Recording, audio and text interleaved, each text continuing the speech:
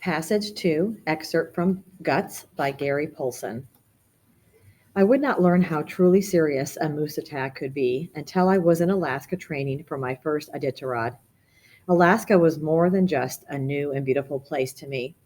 I grew up hunting and fishing in the North Woods of Minnesota and also spent time in the Colorado Rockies, the Wyoming Bighorns, and the wilderness of South Central Canada.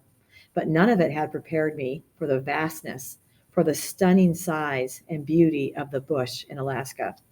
And none of it had prepared me for the difference in moose, either in size or temperament.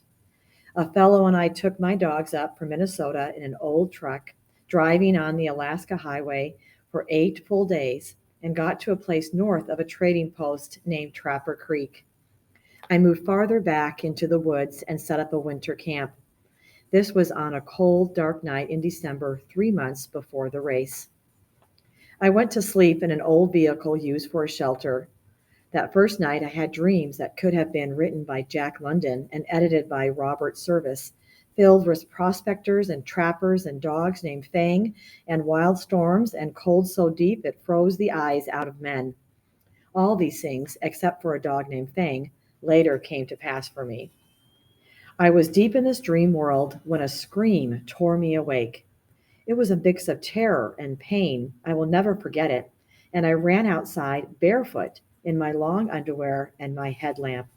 It was pitch dark around the clock, except for about an hour and a half of grayness in the afternoon. I was standing in 4 feet of snow in my light sweeping back and forth before I was quite awake. I knew only one thing. It was a terrible scream, and it had come from one of my dogs.